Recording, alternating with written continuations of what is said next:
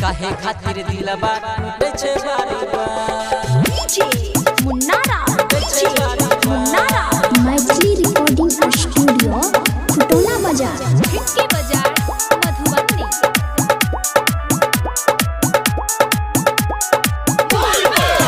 जकरा चाहै छी जान से ज्यादा उ बदल लै छै अपन इरादा, उ बदल लै छै अपन इरादा।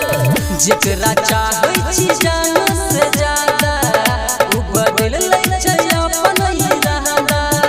मुँह मोड़ लहि छै साथ छोड़ दहि छै, बिसर जाइ छै हमर प्यार। भोले बाबा इतने करो काहे खातिर दिलवा टूटे छे बार बार। भोले बाबा इतने करो काहे खातिर दिलवा टूटे छे बार बार, टूटे छे बार बार। काहे खातिर दिलवा मुन्नारा काहे खातिर दिलवा टूटे छे बार बार।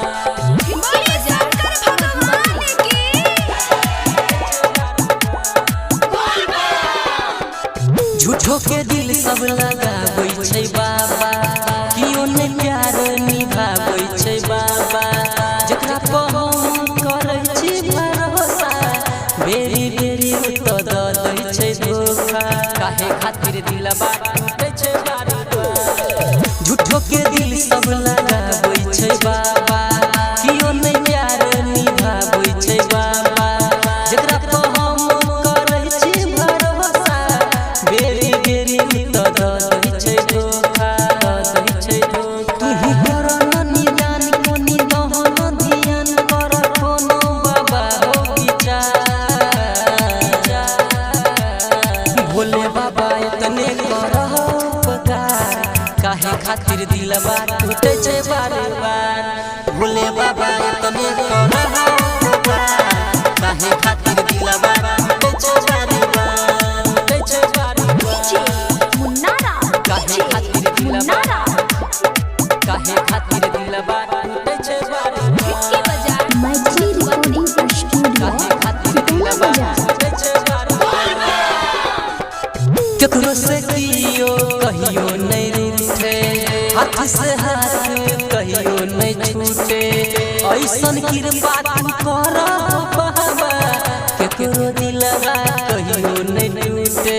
काहे खातिर दिलवा टूटे छे बार बार।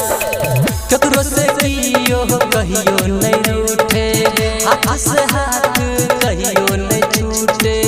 ऐसन कृपा तू कर बाबा केकरो दिलवा कहियो नहीं टूटे, कहियो नहीं टूटे। राइटर सोनी महेश सोहर पीट छबेट हाथ जोड़ के करै छ पुकार। भोले बाबा इतने करह उपकार काहे खातिर दिलवा टूटे छे बार बार। बैजू बाबा